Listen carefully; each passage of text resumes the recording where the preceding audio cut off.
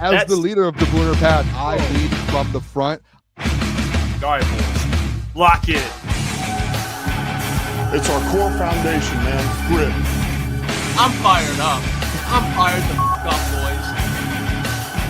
It's pumping right now. It's got my juice pumping, boys.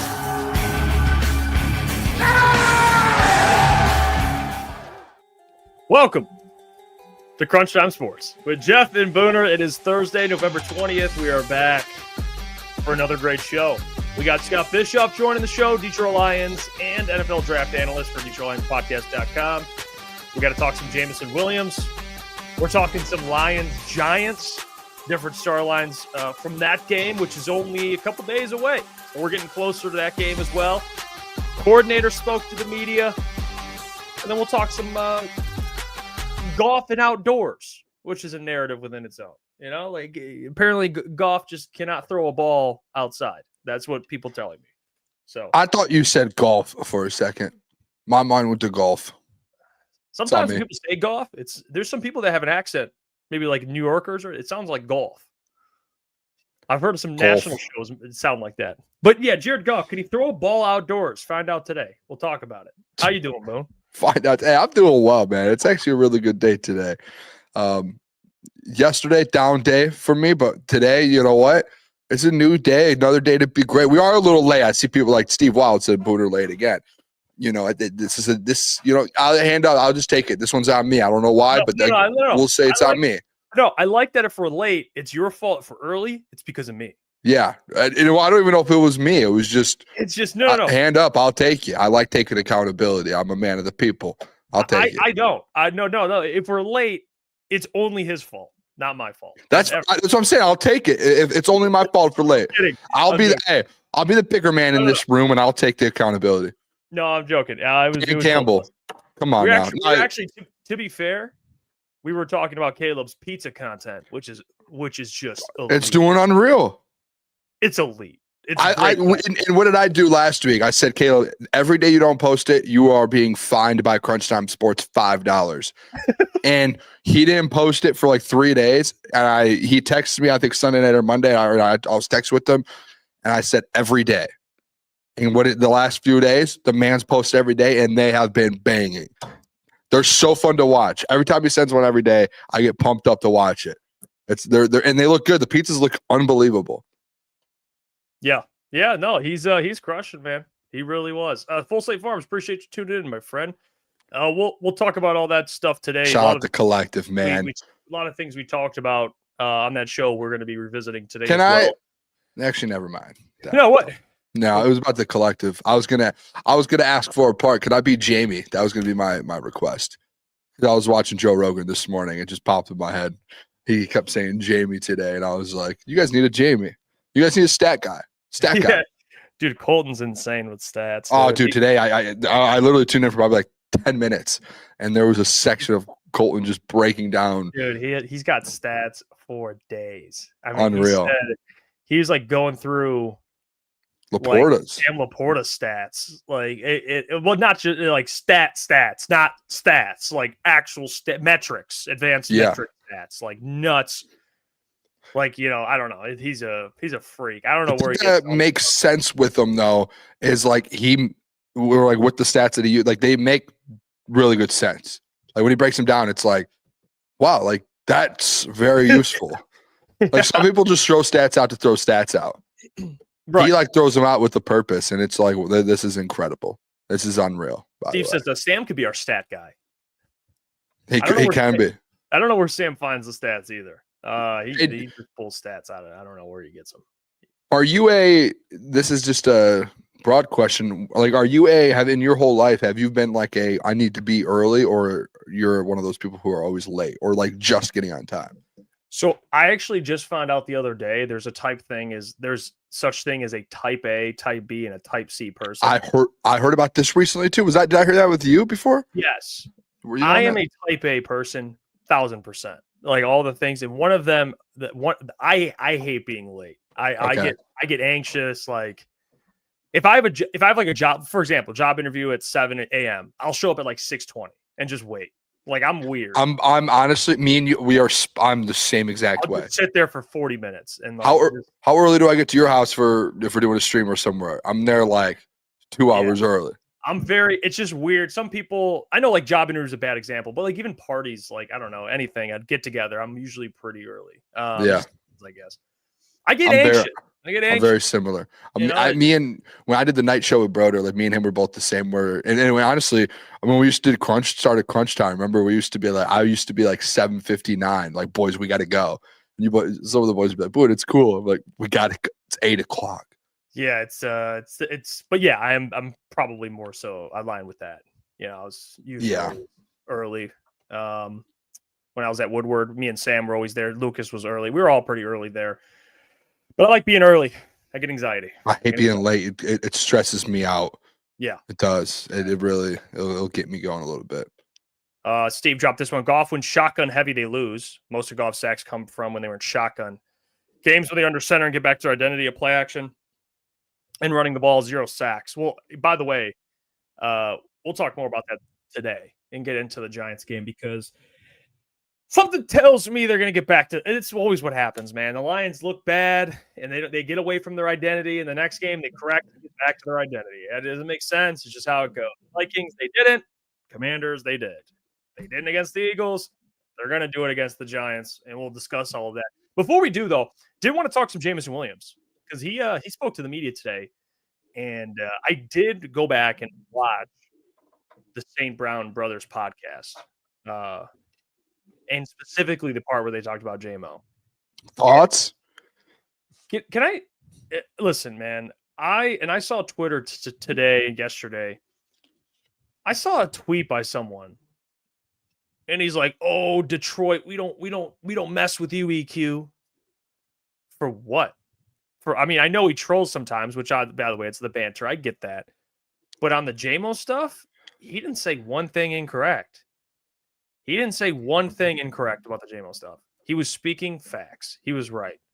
Everything he said about the JMO stuff was absolutely right. Even Amon-Ra was like, yeah, I mean, I'm not going to, punch JMO while he's down or anything. Like, I think he realizes he made a mistake, and I think that's fine. He realizes it, whatever.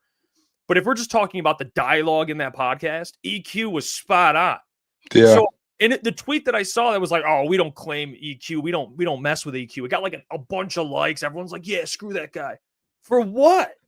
Can we at least just for once in our lives really just understand the message, not the messenger?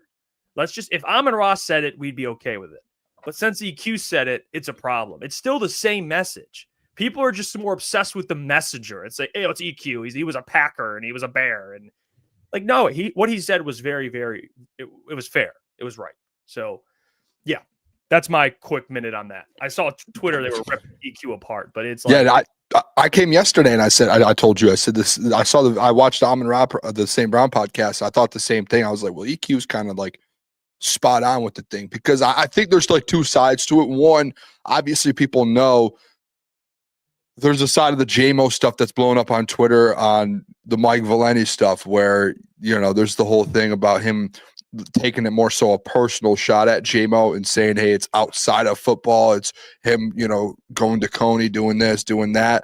And then I think there's the side of it's like, no, like, let's just talk about the football side of things. And like the Valenti stuff, I'm out on that. Like, I don't care what JMO, and I think me and you were on a similar page with this, where it's like, we don't care what JMO does outside of football as long as it doesn't affect football. Do you know what I'm saying? Like, him going to a Coney isn't going to affect how he's playing on the field, right? Like, him handing out water bottles, remember when that video went viral, isn't going to affect how he's playing on the field. Like as long as it's not something off the field that's like affecting him getting suspended, as we've seen in the past, like things like that, then we can push all that to the side. Like, I do not care whatsoever. So like Valenti kind of using an on-field penalty, in my opinion, to, offset what he's done off the field and the issues that he's had off the field, and not even issues, just normal living, like just him living life. Like, I think that's ridiculous in itself. But I do think, I think EQ was spot on. I think people need to be spot on, like with JMO with the penalty. Like, I think that was a dumb penalty. And today he spoke to the media. We're going to listen to it in a minute. But like, he spoke to the media, and it was just like, he knew, like, he didn't know the rule, and he obviously apologized to everyone, and all the special teams guys, the coach, like, he apologized to everyone. It is something, and he today he kind of made the comment. He was like, well, is this something I'm doing all the time? It's like, no, it's really not, but it's just more so. I think, like, if he did this, if Amon-Ra did it, I think if any of the players did it, because the Lions are so talked about with their celebrations, I think if you did one that cost you a point in a game that was close like this, I think it would have been a talking point, whether it was JMO or not. I agree. I think if Saint did it, I think Lions fans, and if it almost cost them the game at one point, I think Lions fans would have been going at Saint and been like, dude, what are you doing? Like, end it with the celebrations at that. Like, I think people would have had a little bit of a feel about the celebrations, and I think it would have been the same thing for all of these guys. So I think I would say the pushback towards JMO in regards to the actual penalty, I think it's just fine. Like, I think if any player, it's the same thing like when, dude, it's like when Derek Barnes missed the safety versus Dak in Dallas, and everyone went at Derek Barnes for 6 months. It's like, yeah, he's had a good year, but that one play, it's just like, hey, that one play cost you the game. And I'm not saying that's fully cost you the game, but I'm with EQ. Like, a 1 point difference in a 25-point game, I said it yesterday, that's a big difference, man. And it changes how you approach the game moving forward. And typically, if it was like 60 points in that game, 1 point wouldn't have really mattered. But the fact that it was 25 total points in that game and you lost by 6 or whatever, or 7, I mean, and there was a chance you could have got the ball back and go down to win it, and you would have just ended up tying it because of the JMO thing. That's a problem, right? So it seems like it's been addressed. I don't think that people need to be defending JMO for it in regards to the actual penalty. Now, if it's off the field stuff that people are going at him for and his character, I think people can defend JMO for sure on that. Yeah, but no one should be defending JMO, the actual penalty of JMO. That was a stupid penalty. He should know that. And Lions fan, like Dan Campbell, should have their team prepared with, like EQ said, like, you guys should have a penalty guy in your building. Why is there no one in the building that's saying, like, don't touch the goalpost? And that should be a known thing in the national. Like, where this is not Pee Wee football. Oops, I accidentally did it. It's the National Football League. You get paid $20-something million a year to not have dumb penalties, and especially ones that could be prevented. Do you see what I'm saying? Like, yeah, no, I get you. I don't care about what he does in his personal life as long as he stays on the field. I think that's the big thing. That's the take I've always had. I mean, if he's getting in trouble or suspended, it's another thing, but he's not. If he's at Coney Island at 3 a.m., I don't care. I don't care what he's doing. If he shows up on game day and he's excellent, that's all I care about. I don't care. I mean, you look at some of the best players in NFL history, NBA history. You think you're concerned about you think these guys were perfect and they were just not doing stuff past 12 at night? No, they didn't go to bed at 9 o'clock. They were doing shit. They were going out. Lou Will, he was 6th man of the year all the time. He was at Magic City getting lemon pepper wings. What's wrong with that? Nothing's wrong with any of that. Nothing's wrong with any of that. I don't care what JMO does in his personal life. I think that's where the weird obsession comes into play. I think that's weird. I think that's weird energy to have, is like, you're concerned about what another grown man's doing with his free time if he's not getting in trouble or he's not getting suspended. I don't really care. If he's producing, it's okay. And he's producing. I could see if, like, you drafted a guy high and he's basically a bust and he's doing all this stuff. You're like, what? But we know JMO's talented. We know he's a playmaker. So I don't care, man. Yeah, I think a lot of that stuff was blown out of proportion. For sure. Like, I don't. And again, it was a bad mistake, and like we're in the media, right? Like, you have to have those conversations and talk about it. It's the same thing with the offensive line, the mistakes and how bad they were. It's the same thing with Amon-Ra and his drops. It's the same thing with JMO and that penalty. It was it gets talked about. In this comment here, like, I hate the hypotheticals that come with the penalty. We would have won by 1, but we didn't. We lost by 7. See, that's where I veer off. Like, you're allowed to have those hypotheticals because it happened. Like, the penalty happened. And like, to EQ's point is, if you get that 1 point, it's a 6-point game, right? And then at that point, your mindset potentially changes with Dan Campbell. Instead of having to get a touchdown, you need 2 field goals. So in the next possession, instead of going for it on 4th down, and when you're in range, all you need to do, and whatever, you kick a field goal, and now it's a 1-possession game all of a sudden. instead of a 4-point game when you kick a field goal, and you still need a touchdown. Like that I think, Jeff, maybe something's wrong. That's pretty simple logic in my opinion. Like if you kick a field goal with the penalty, you're still down a touchdown, and you still need a touchdown to take the lead because you're down 4. Yeah. But if it's 1 point, and like I could break this down, simple math. If you get that 1 point, it's a 6-point game. You kick 1 field goal, you don't need another touchdown still. You just need a field goal to tie it. And it's like, that is massive. Like there is no excuse for that. If you're going to sit up here and make these comments, I hate these hypotheticals, you're dead wrong. Like these points matter. In a game with 25 total points, it matters, man. And this is not me going at JMO personally, nothing. This is a simple fact. Again, if any other player made this penalty, had this penalty, I think I would be saying the same thing. I think Jeff would be saying the same thing. Yeah, it doesn't matter. As we would be today. It changes it. It definitely changes it. And like you said, Dan blew that game. Dan might have gone for a field goal if he wasn't down 7 instead of 6. No, well, Dan did instead of 7. Dan did blow the game. But and that's why we talked about that. We talked about the O-line. We talked about all of that. But we don't make excuses for that. Why make excuses for JMO? It's the same thing. Like everyone needs to be held accountable. That's why the conversation, it just shouldn't get personal as some people in the media make it. Just like it's ridiculous. I think you're right. There's multiple reasons. Dan being too aggressive at times, some of the play calling. I mean, it's Jay's. I don't even know. Is that who is that? It didn't matter because we lost by more than 1. Did you not just listen to what I said? Like I just broke it down so easily for you. Yeah, it's did that not go through? I don't know how else to explain it. It's such a simple logic. Such a simple logic. Yeah, are you in numbers? Easy. You kick that extra point, and Dan decides to kick one of those field goals. You're only down 3 at the end of the game.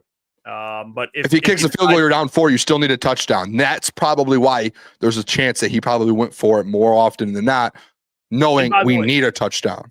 I think if you had to do I think JMO's not the one to blame for the loss, but his mistake did not help them. I will say that. Dan and the O-line was the part of it in that game. Dan and the O-line were the 2 biggest reasons they lost that game. JMO's 1 point was just frustrating, and it should never happen. That should never happen. Facts, 100%. So yeah, I think that. So yeah, some people like to go at his personal life. I don't really give a flying F what he's doing, as long as he's not getting in trouble or getting suspended. I really don't care. You can do whatever you want. Go to Coney Island at 3. I mean, that's the risk he's taking, and it's working out. The city loves him. He's welcome everywhere. It seems like. Who cares? I don't really give a shit, honestly. So good for JMO. Do whatever you want to do. I heard Corey was texting me. Corey Woods covers the Lions for MLive.com. He sent me an article he wrote a year ago, and he was talking to JMO's dad at a charity event. And JMO's dad, I think his reasoning for the JMO hanging out at midnight or whatever, he said JMO, everywhere he's been, he's always had to feel comfortable with the city he's in. So if he can go hang out somewhere and go get a Coney dog and hang out and chill, he just feels more at home. It's like his way of connecting with the city. It's just something he likes to do.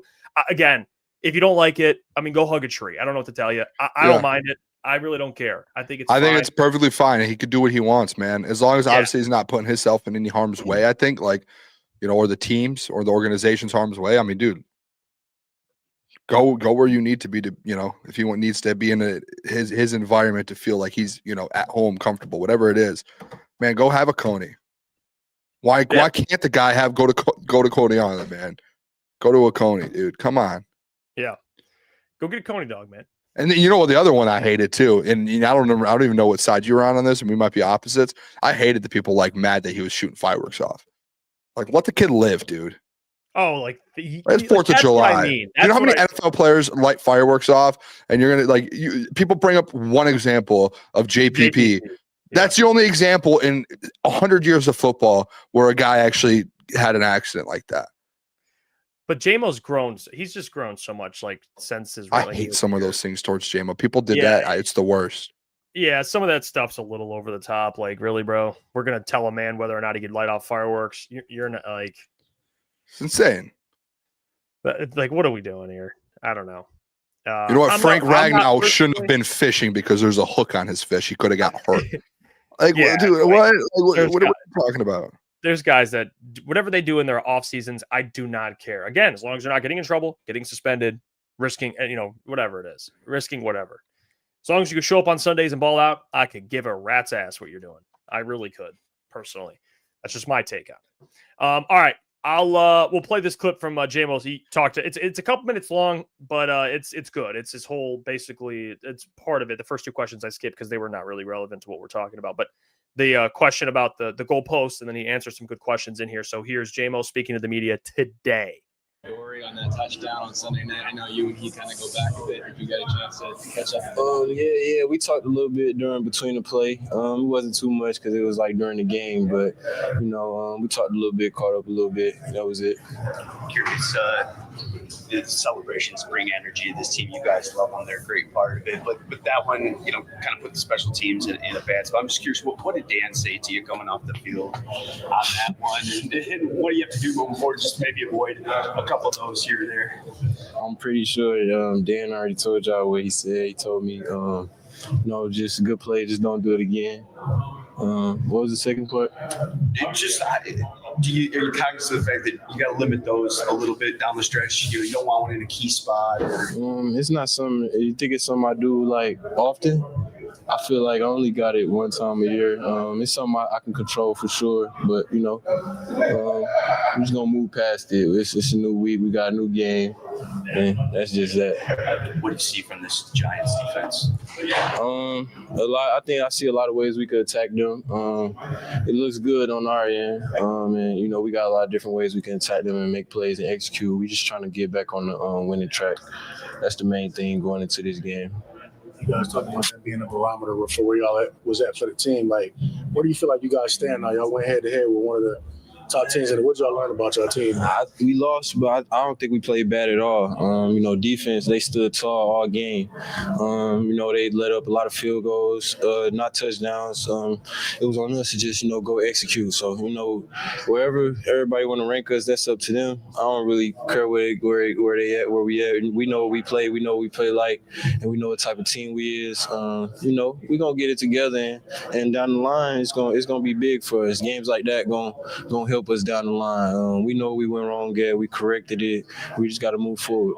That touchdown out of unfamiliar territory for this team under Dan, being outside the playoffs, looking in 10 games in. Just what do you make of the opportunity with the next? We're not even looking at the playoffs right now. It's week 10, week 11. We're not even looking at that right now. Just what do you make of the opportunity with the next 3 games? We just gotta win all 3. That's our mindset, to win every game. So we just gotta execute and win. That touchdown came in a very emotional part of the game.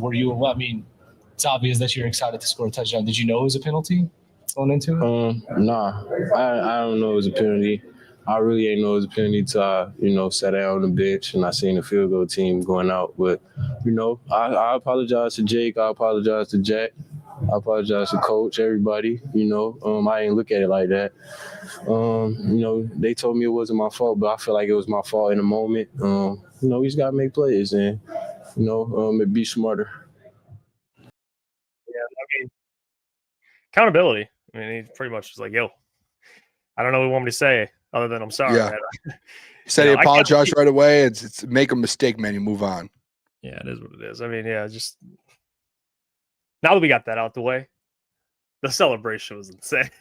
I liked the celebration. I'll say that. The picture of it, the thing, and then him just dropping back. I think it's elite, man. It was a great celebration. The Sellies are nuts. I can't even deny that, man. That's crazy. They took away the celebrations, like touching the goalpost, dunk, and all that. Obviously, I think the one time it happened, it broke the goalpost. So they had to implement it. But those are great celebrations, man. I think EQ said Randy Moss put his ass on it. Didn't work out. So, yeah, Randy Moss. I don't, and like you're not allowed to use props. Like I don't know if you remember, like in Dallas, how they have the during Christmas time they have the whatever. What is it called? Like the Santa bag, like whatever. Thanksgiving with the pot, they jump in it. Yeah, and they jump in it, and it's like that. I think that's sick, dude. Like that's some people don't like it. Sometimes I get the goalpost, but there's sellies that I wish they would. Like it was like Ocho proposing to one of the cheerleaders with the football. Yeah. Like, have you ever seen the movie Basketball? Yes. Yeah. It's like obviously they're like their celebrations and they have like their psych outs and stuff where they get like creative. It's like once you do see like when Ocho was doing when Ocho Cinco would do his, there was like a feeling of that. Like, you're like, this feels like basketball right now. He's like proposing to a cheerleader. T.O. would do something, and you'd be like, whoa. That's Matt Stone, Trey Parker, man. Shout out South. Oh man. Oh yeah, that is the South Park guys. I forgot. Yeah, that's such a good movie. It's an OG movie, man. It's way back. Let's back. Let's bring in our guest here to chop it up. Our good friend Scott. I'm excited to talk. Let's go. Detroit Lions NFL draft analyst, DetroitLionsPodcast.com, staff writer, footballguys.com. I love chopping about ball with him. You know, he knows his stuff. Scott, how we doing? So basketball was way back, huh? It was way back in the day, Scott. I was like 30 when that happened. No, you know what? Hey, it was recent. All right, we're young still. We're still young here. Yeah. Disrespectful. It's a tough start for us, Scott, here. It's all good. I mean, how you guys doing? Hey, I'm doing. By the way, Jeff, you missed Scott last time. It was me and Scott solo last time. It was a great time. I was good conversation. Yeah. Oh, it was the best. Yeah. Simple. It was simple without that guy. Yeah. Well, Scott, I do want to. Okay, well, there's a lot of things I do want to pick your brain about. I mean, one of them being the biggest part, which has been the offensive line. But we'll just kind of stick with the offense. Dan Campbell's play calling. What have you kind of made of this whole Dan Campbell experience of the play calling, and what have you seen? I guess. What did you think? Because I haven't gotten a chance to talk to you about it, me personally. But John Morton's play calling, the adjustment to now Dan Campbell's play calling, and the differences of not having Ben Johnson. What have you made of all of it? So it just seemed through the 8 games or whatever it was with Morton that there was a desire to really push the ball down the field, even at the expense of the comfortability of your quarterback. Make them hold the ball a little longer, and these guys will end up getting open. But that's not the strength of this quarterback, and it's not the strength of what this offensive line does. Being, two very young guards and a center who's well past his prime, obviously a rock solid right tackle, but a kind of banged up left tackle that's sort of, you're playing with fire there. And it seemed to me that he just wouldn't get out of his way when it came to the things that he wanted to do and the kind of plays he wanted to run. And towards the end of his calling plays, it got to the point during the Minnesota game, specific to the Minnesota game, there were times when the body language of the Detroit Lions on offense looked almost like, he just called a play and we know it's not going to work. I don't know if that was a vibe they gave you guys, but it just wasn't working. So when Dan Campbell takes over and immediately they're going crossing routes and the ball's coming out quick and all these things is happening, it's like, they're back. They'll be fine. And then Philly happens. And, in hindsight, looking at the Philly stuff, the plays were there to be made. They really were. I don't think the play calling was the issue.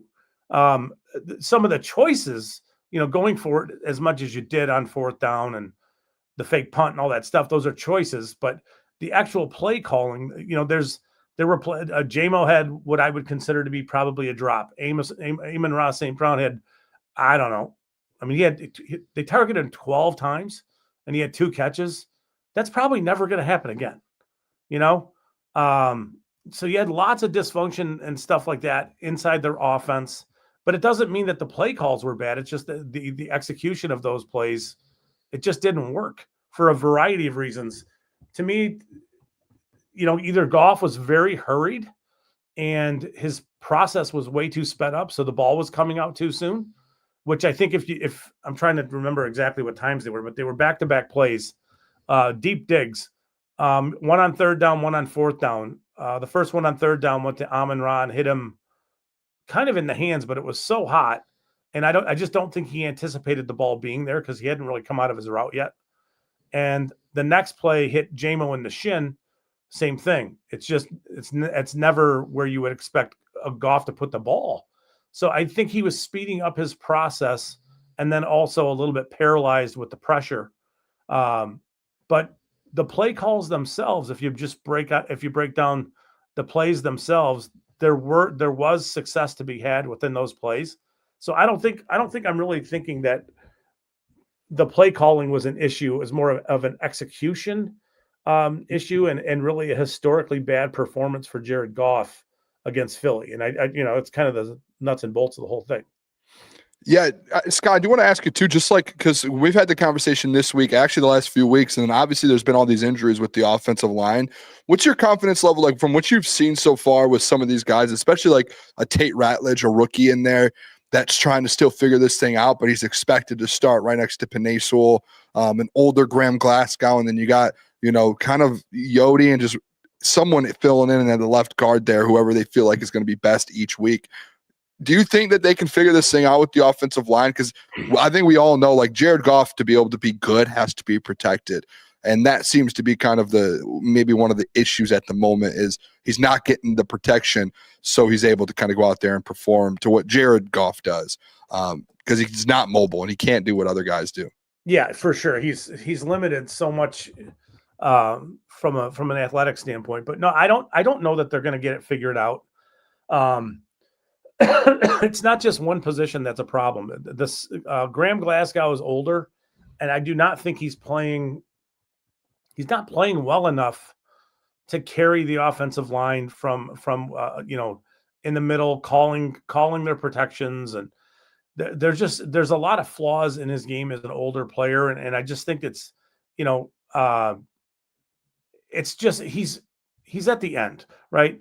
And so then you put a overly aggressive guard next to him on his right side and Tate Ratledge, and like on the first two plays of the game against Philly, one was an outside zone run where Ratledge did not execute his assignment and didn't block the player who showed up in his where he would have been on his tracks.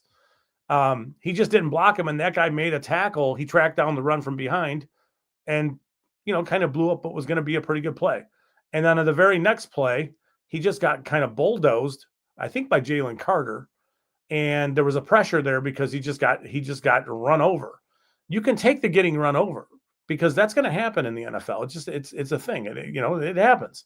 But you can't take something like the outside zone run where it just doesn't appear that he knows necessarily who he should have blocked on that play. That's a killer. The other one is like, all right, well, what are you going to do? I mean, the dude just ran over you. So I guess big picture is I don't know that it gets fixed. They do have pieces returning. Mahogany will be back, I hope, late in the season. Miles Frazier is yet to really make his presence felt there. I don't know. And then I guess the second part of where I would be thinking about answering the question is, what is the solution, or what are we thinking? Is somebody else going to step in and play center and push Glasgow to be like a backup interior O-lineman, which is probably what he should be? Who is that? Is that maybe Miles Frazier? I don't really know. I don't know. Is Miles Frazier a future right tackle, kicking Penei Sewell over to left tackle? I don't know. But clearly they have needs.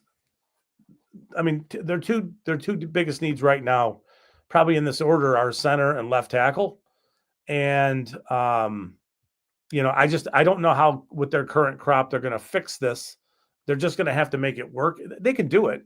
It's just you're going to have moments where Goff looks the way he did last Sunday night, and it's just, it was just not good enough.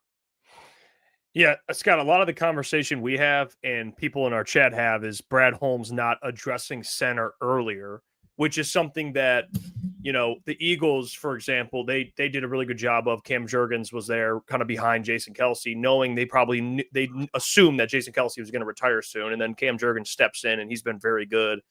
Do you think there's a lot of truth to that Brad kind of waited? And he invested some capital in offensive linemen, but I believe besides Penei, the highest pick before Tate was Giovanni Manu, and he's a project. Yeah. It didn't seem like he prioritized it a ton. He took like Chris Mahogany in the 6th, which he hasn't been that good this year, or Miles Frazier and Tate Ratledge this year. But do you think there's truth to that? Brad kind of fumbling that, not prioritizing it, knowing what kind of quarterback he has? Not necessarily, because I think any of those guys can play center. Cam Jurgens was a guard coming into the NFL. He wasn't necessarily. I think he was a guard. But it wasn't like a guarantee that he was going to step in and be able to play center. They anticipated a significant drop-off after Kelce retired. I mean, the point is taken. Should they have should they have drafted a pure guard in this draft? Maybe. I mean, that's one way you could go, but then you're still talking about having a rookie right guard, a rookie center, Right. And a first-year left guard. And I think that's worse in the big picture than have them playing Graham Glasgow as a center. Or it has worse potentials for outcome. So I don't know. I mean, it's, I would think that the center position is something they're heavily targeting in the 2026 draft, and I would expect them to make a pick on a player they fully expect to play center. Whether that player played center in college at all, I don't know. Hey, Scott, I want to ask, I mean, you actually talked about the player when you were on a couple of weeks ago when it was just you and I, or a couple months now, but Tyleik Williams, what are your thoughts so far this season? Because Jeff and I actually spoke about him I think it was last Thursday or Friday, because Dan came out in the media and was like, someone asked him like, hey, he only got 6 snaps a couple weeks ago. Like, what's going on? And he just said he's just kind of inconsistent right now. Have you seen anything in his game, one, that's positive to you, and two, something else that he needs to work on to where we can actually see that first round level of a draft pick that the Lions drafted in Tyleik? I thought he was fine for a rookie in the first couple games in the first, third of the season. It seems like the snap counts and a bunch of other things have happened since Aleem McNeil has returned, and it's changed the calculus for how they want to line up and the kind of bodies they want in certain situations. And there might be scenarios where he's behind Aleem McNeil. There's only room for 1 3-tech on the field, and Reeder's playing a lot. And then Lopez comes in and he seems to be playing a lot, and he's just behind those guys. As far as his game go, I think he's, is he going to be a super effective pass rusher? I don't know, but I've seen enough. I saw enough of him at Ohio State and so far here to know that I think he will emerge down the road into a pretty reliable, run stuffer first kind of player with some juice to get to other places. It's just, I think he's behind numbers right now, and he's getting limited reps to show what he can do. I don't think it's going to stay that way. I got a feeling Aleem McNeil may be sitting on the edge here coming pretty soon, which is crazy for him to be an edge player. But think about what that looks like with McNeil as an edge, Hutch as an edge, Reeder, and Tyleik Williams inside. It's intriguing, but that's kind of what they did with McNeil the last game, is they played him a little bit as an edge right away in that matchup. It's a good question because he certainly hasn't done he hasn't done as much explosive stuff or dynamic stuff that you would think out of a first rounder, but he also plays a very, very unsexy position. So, Now, I'll ask you, Scott, for my last question. They've been, at least Dan's been talking about getting guys like Tesla more involved. What have you, I guess we'll just talk from like a preseason standpoint to kind of the player you covered in college to what he kind of is in the pros. I haven't seen a lot of them, but is that a player that you believe they need to get more involved, especially if they are running more 11 personnel instead of 12 personnel with the loss of Sam LaPorta? Do you think that's a guy that can help, especially come the red zone, for example? I think it would help specifically in the red zone where things are condensed. The Lions do not have a 50-50 ball guy, right? And he is. Right. So I don't think I'd necessarily want to change the offense. I wouldn't want to. I guess I'd just put it this way. I don't want Jared Goff holding the ball too long for any reason. I think that's failure. We know this. So if they're going to try to design these long developing plays for Tesla, I think that's not a great idea. But like you mentioned, if we're talking red zone where it's condensed and the ball can come out quickly, yeah, please use that. Please use that. like fades in the corner where the ball's going to be his, go up and get it. Yeah, for sure. What do you think, Scott, going forward, rest of the season? What's your confidence level to win a Super Bowl? And 2, what do you think over these next kind of 3 games? I think it's a 3-game home stretch. Do you see them being able to make, take this stretch and go 3-0? Yeah, I mean, I do. I think the Giants possess some unique challenges. They have a good defensive line. They have a good pass rush, but I think you can run on them. So that should kind of soften that. I don't think Jackson Dart's going to play, but don't quote me on that. I don't know for sure. So that changes everything too. I think you'll get some turnovers from Winston, and so that one feels like a game that they really should win. And then you get Green Bay at home. That's a huge game. That is, you got to win that game to take their tiebreaker away from them, but also to push them down, the division just a little bit. It's Dallas after that, right? Yes. Yeah, well, it's Giants, Packers, Dallas. Okay. And I just, I think their offense is too dynamic for Dallas to really be able to stand up to it. So, yeah, I mean, I kind of feel like they should go 3-0 in this 3-game stretch. Love it.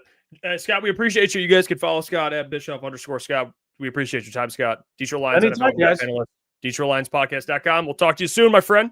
Sounds good. Thanks. Thanks, Scott. Scott Bischoff joining the program, talking to the fellas here. He actually mentioned the New York Giants, which I did want to speak and kind of get into. But before we do that, I got to tell you about our friends over at Sleeper. So we'll see you guys in a minute. I've interrupted the show to tell you about our friends over at Sleeper, the fastest growing fantasy platform in the entire world. And I'll tell you this as well. They have Sleeper picks, and if your state allows it, you should be using it.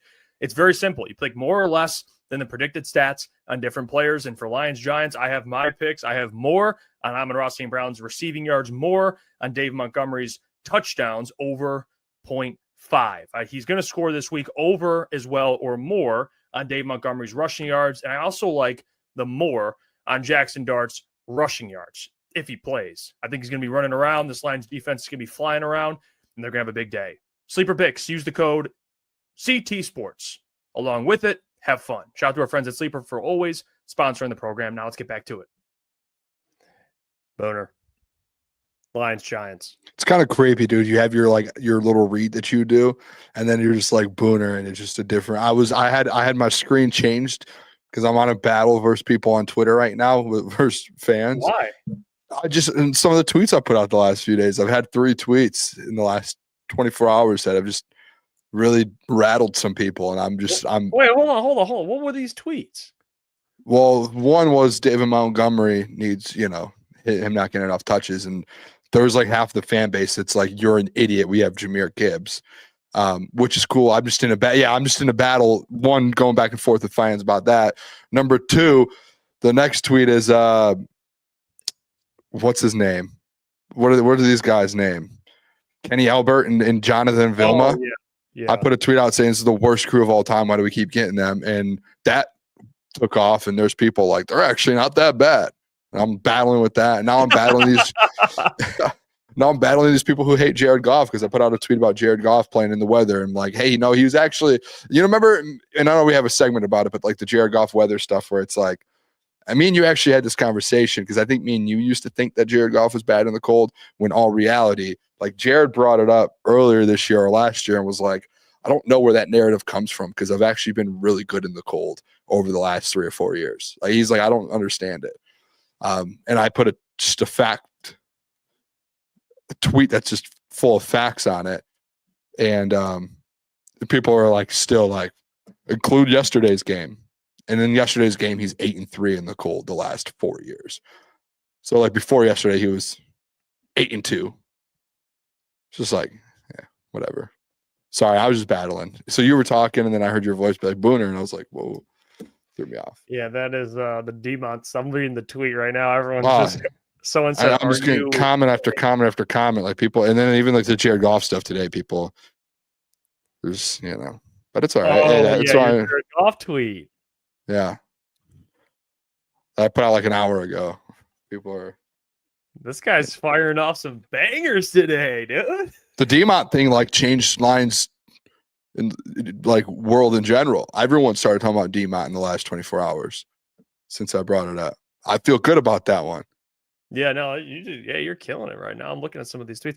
By the way, they do need to get David more involved. That's ridiculous. Oh, dude, yeah. It was actually shocking to me. There were some people who were genuinely like, well, they have Jahmyr Gibbs. It's like, have you watched, like, what? Like, are we that dumb? It's insane. Like, go read some of the comments if you have if you have a Twitter, you go follow me first of all at Booner Sports, but go also read some of these comments of some of these people. It's like the worst. It's the worst. And I don't understand too how we got Jonathan Vilma constantly when we could like give me Greg Olson, dude. Why have we not had Greg Olson yet this year? I love Greg Olson. He's my favorite. He's my favorite color commentator right now. Great. Anakin, he's so fun to listen to. He goes, we have 7 games left, guys. I think we need to chill. Anakin is always just a guy that comes in and just like, relax, everyone. Yeah, I mean, I appreciate it. I appreciate the $2, my friend. We will be chilling until we can't no more, until there's more to panic about. But I did want to bring up to you this Lions-Giants game where we can kind of get into the matchup itself. Giants are 2-9. Lions have a home game stretch of 3. They got the Giants, Packers that Thursday, short week, and then a week later, you've already talked about this yesterday, they play the Dallas Cowboys for Thursday Night Football.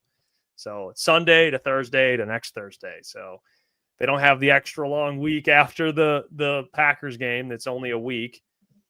We don't know if Jackson Dart's going to play, which I think is pretty important, but Jameis Winston is respectable. I mean, you might get an interception or two, but he's still pretty respectable. He didn't play too bad in that Packers game. I watched that Packers game. They hung in there. Yeah. Even without Jackson Dart. Should have probably won that game, to be honest, the way that was going down. The Packers are, respect. Say what you want about them. They're good. They're a good team, and the Giants took them to the end. I will say this about the Giants. All right.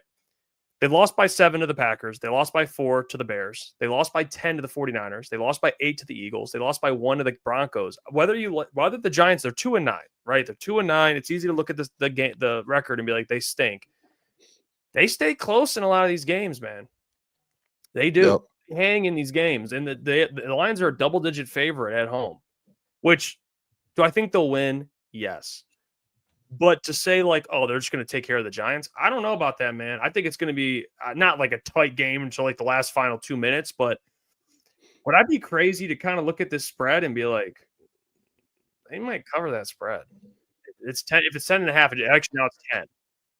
But I don't think it's crazy to say the Giants might keep it not close, but closer than people think.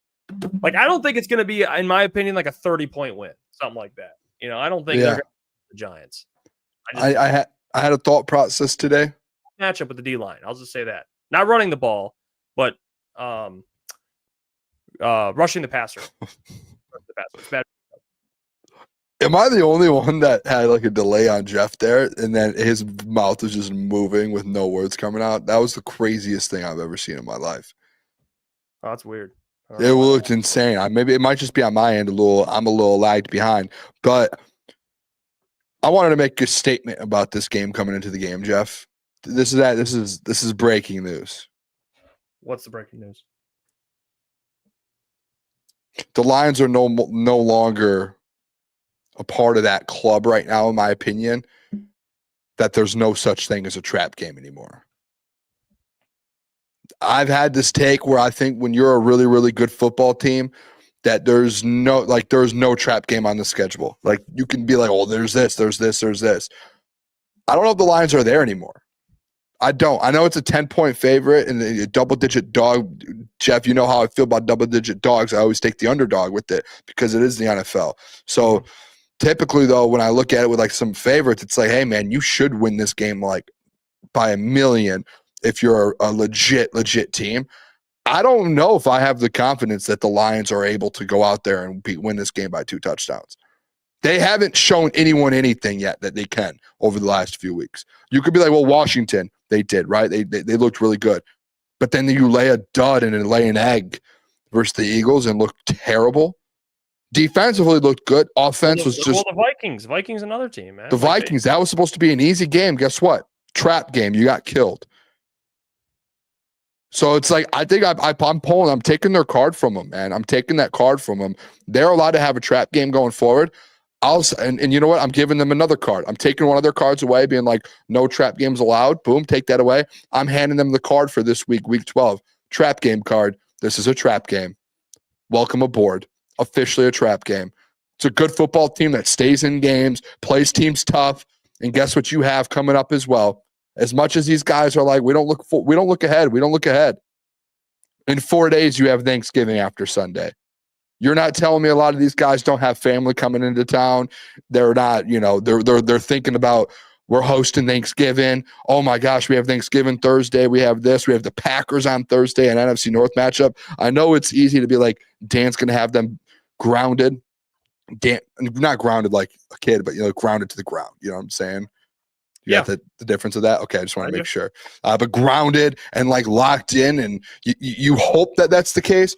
I think it's just you're at this point where you just like you have to like Dan and the line, like you guys have to prove it to us, right? Like you have to go out there and do it. And then I think there's like another step to it. It's like if this is a trap game, I expect you to go take care of business. But number two, every single time you've been in a trap game this year or you've had a team you're supposed to blow out, what have you done essentially the next week? You've kind of laid an egg. Like the Commanders game, you look really good. Everyone's talking you up, talking big about you, big and bad. And then guess what happens? You get to an actual good football team, boom, lay an egg. So I think, you can win all you want Sunday. You could Thursday as well. Like that's a big game as well. But I think you have to, because if you lose this game on Sunday, if you fall for a trap game like you did with the Vikings, Jeff, you lose this game, you're not winning the NFC North. And guess what? Now you're battling just to even make the playoffs. If you lose the Giants game, a game you're supposed to win. Because that schedule, it's a tough one, man. But this is a must-win trap game for this Lions football team. I hate saying must-win because I feel like people overuse it. It's a must-win. You cannot drop this football game. You cannot. Can't get caught slipping.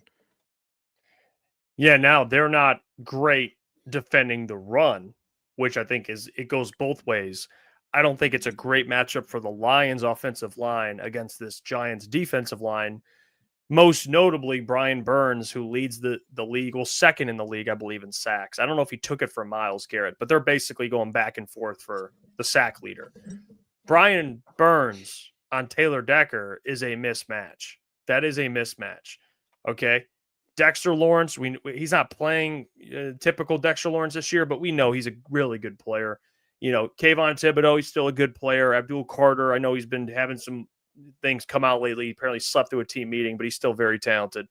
Like they got guys up front, speed, young guys, so I think that's a bad matchup. I also think on the other side, they're good pass rushers, but they can't defend the run. So I think they're averaging the most rushing yards, or I think they've given up the most rushing yards in the entire league. I think they've given up the most rushing yards in the league. They're behind the Bengals, the Dolphins, the Bills. So they're bad at defending the run. I mean, that's just how it is. They're just bad. So do I think it's a favorable matchup for the Lions to keep the ball on the ground? Yes. Not that you're like not Goff's gonna have like 15 pass attempts, but I think this could be a big game for Gibbs, big game for Montgomery. I think Montgomery will get touches this week. I think he gets back involved. There's no question in my mind, but it's just you look at that D-line, like I think they can disrupt some things. And offensively, they've been already having problems with their offensive line being banged up and not being up to par. I mean, Will brought this up today, and it is a good point. I guess you never really thought about it. From last year, they have downgraded at 4 spots on their offensive line, besides Panay. Yeah, that's actually... They've downgraded every single position. They replaced Kevin Zeitler with Tay Ratledge, Frank with Graham. They have Yodi and at guard, and they have a injured Taylor Decker. So they've gotten worse on 4 of the 5 positions on the O-line. And if you look at it like that, it really does hurt your confidence that this team can have like postseason success. Well, by the way, they're playing. So that's really and then if Jackson Dart plays, dude, he's just a good quarterback, man. I don't even know, like he's a rookie, but he don't play like it. It doesn't matter who's out there weapon wise. He makes the best of it. I mean, they don't even have Malik Neighbors and they figure it out. So I don't know. I'm with you. I don't think the Lions are at a point where you can just assume they're going to blow out any team. I think they beat the Giants, but I do think it could be maybe an uncomfortable, maybe like an uncomfortably close game at times where you're like, ooh, and then at the end they end up winning by like 10 points. But it might get to a point where there's some times in the game where you're like, oh gosh, this might be a little closer than that. And not that they do this, but you're also looking at the Packers game on that week. You got the Packers on a short week. I'm not saying they overlook the Giants, but it's kind of like I think it's like set up. Honestly, like when you do like definition of a trap game, this is it. Especially like, and I know I said like there's no such thing, but I think there's no such thing with the team that's extremely good, like a high level team. I don't think the Lions are playing at that level right now, especially O-line and all of that. I do think like the Thanksgiving being 4 days after or 3 or 4 days after, essentially, that is such a good overlook, like such a big overlook, because I'd like, and I think a lot of people know this, like, they all have their fit. Like not all these guys are from Michigan. Like Aiden Hutchinson, yeah, his family's already here. Majority of these guys, like their family are from out of state, from different places. They're going to be having people flying in, coming in, and they're hosting. And as much as you want to be like, it's not a distraction. Like, no, it is. Like all week, they're going to have different family members that they never have probably in town for this game, right? And it's easy to overlook specific games when you're thinking ahead of that. And I don't think the Lions will do that, but I think it's something of a concern to be like, hey, man, guys got to be dialed in. Because if you cannot afford to be like, we're thinking about Thanksgiving, we're thinking about Packers. Oh, no, we just let the New York Giants game slip. Now we're probably out of the NFC North race. Or if we're going to be in it, we need a lot of help from other teams. And we no longer control our own destiny, right? Like that's what makes it tough. You got to win one game at a time. I just saw that I think ETN put it in the chat earlier. I can't remember. Let me see if I can pull it up. But it's actually a good point. Here it is. Eagles and Broncos have only given up 30 points once this season. Both were to the Giants. It's a squad. They have a squad, man. Like they have play. I think it's like Jackson Dart's electric. As much as you want to say, I know they had Cam Scattaboo, but like their weapons aren't as bad as people think. Theo Johnson, like Wan'Dale Robinson, like these guys. Scrappy. They're just a scrappy team. I mean, that's just what it is. And then they have a defense, man. They actually have like a solid defense with players that can play. And it's just not a team where you think of the Giants, you're like, they suck. It's a team that probably won't win a lot of football games, but they're going to win some of these games they're not supposed to throughout the year. You just cannot let that be you. You can't. You cannot look ahead on this one. Yeah, they ran the ball. They committed to running the ball against the Packers. I mean, Tyrone Tracy ran for 4.6 a carry. Like, you got to keep your head on a swivel. They only have like I bet they're a better run defense than the Packers, but still, like the Packers aren't a bad defense, and they had some success. I mean, they scored 20 against the Packers. Isaiah Hodgkins led them in receiving. Like who? Isaiah Hodgkins. That's Klotz's guy, Isaiah Hodgkins, that he wanted in Detroit. It's like random guys that you just kind of, and if Jameis Winston's starting, you might have an opportunity to maybe get a takeaway or two. But Brian Burns had 2 sacks against the Packers. I mean, the only thing I look at from the Packers side of it is rushing the ball. I mean, the Packers ran for 5.6 yards a carry against them. So. Yeah, I want to known to people too. Like, I don't think like at least me and you are sitting here being like they're going to lose this game. No, I think they're going to win the game. I expect them to win the game. It's just one of those games, like the trap side of things, where it's like, hey, you have to take Sunday seriously. It's easy to overlook these, especially coming off the Eagles loss and the Packers come. It's so easy to overlook games like this. It is. But like this team isn't just like one of the worst teams in football history. This team is giving like other NFL rosters a run for their money week in and week out. They almost beat the Packers last week. So it's like you do have to take it seriously. I think a lot of people need to look at this and say, okay, like this is no longer a 15-2 football team right now. You're 6-4. You can't afford a loss. I was driving today thinking about the Vikings loss, how big, like looking back, a game where you're a 9 point favorite, how big of a loss that is. Especially when you look at the standings, like you would be in first place in the NFC North right now, but instead you're not because you dropped a game at home to the Minnesota Vikings that you're an 8.5 point favorite.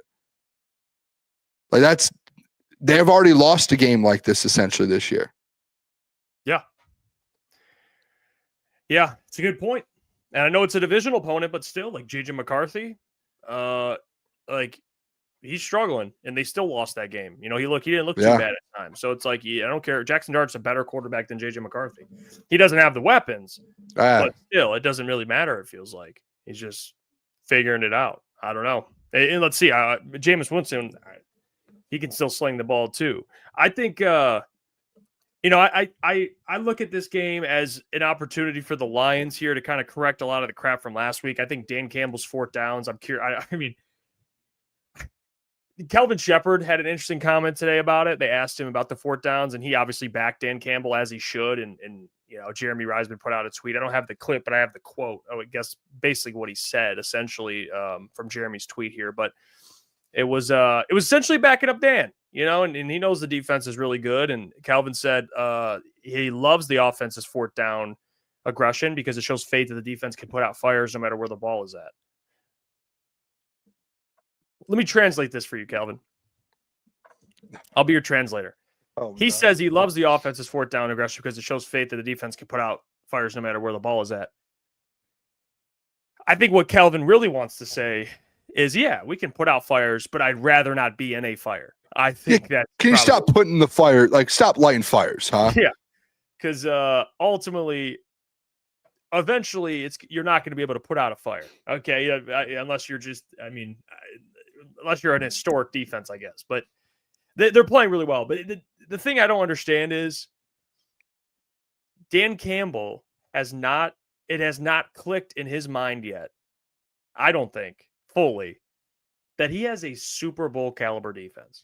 I don't think he's processed that yet, because if he has processed that, I think he's still kind of like in 2022 mode a little bit, where he's like, and he could say like, oh, this defense has been very good.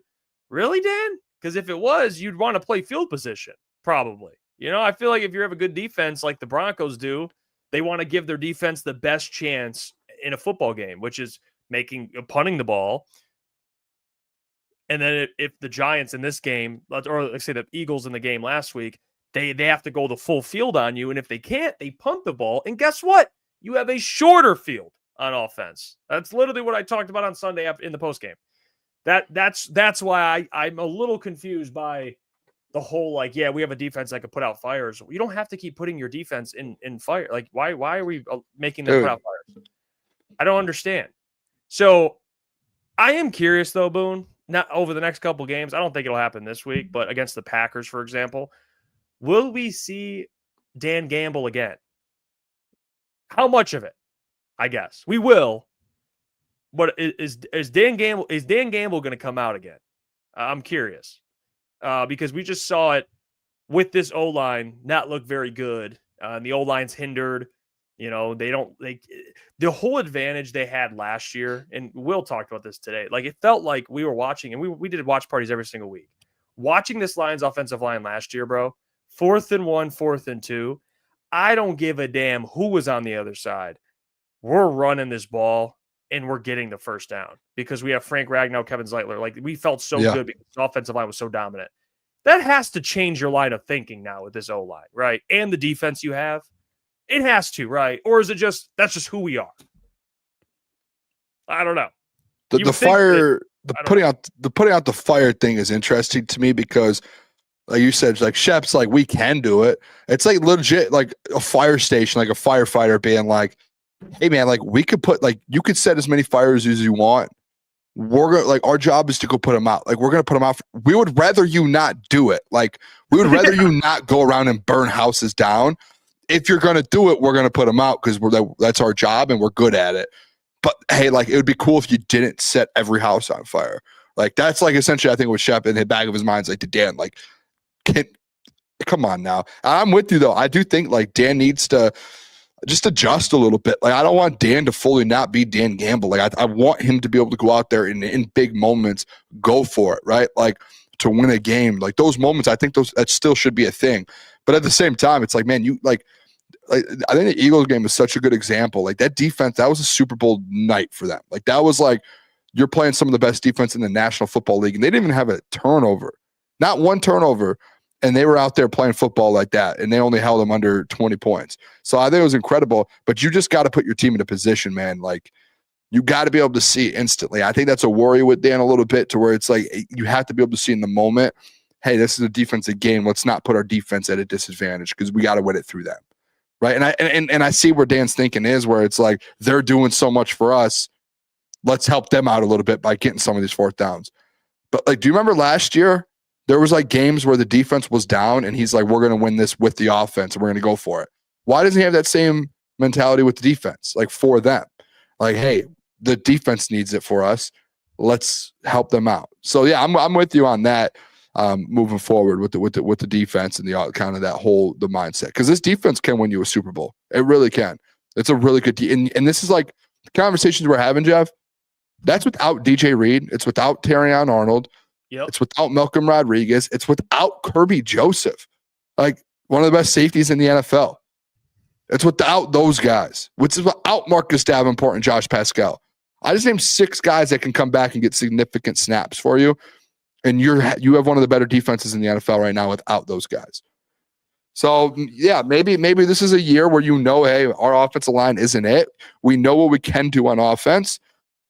We need to have our identity this year is going to be different than it has in years past, and as it will be in the future. It's going to be a defensive identity, and we're going to have our offense kind of be that backbone a little bit to help this defense, push forward. Because you have the talent offensively. You just don't have it all. Yeah, I think, well, speaking of defensively, what in Kirby being out, do you see his tweet today? Because we weren't sure if he was going to play today. And he tweeted something today. He quote tweeted our guy, Detroit Times. And he said, Detroit Times said Lions safety Kirby Joseph's on pace to miss his 5th straight game with a knee injury. And he just said, question mark, question mark, question mark, question mark. Maybe he is playing then. I would prefer him not to play, as crazy as that sounds. I want him to rest up, come back for Thanksgiving, 2 interceptions on Thanksgiving on Jordan Love, and eat a turkey leg to go home.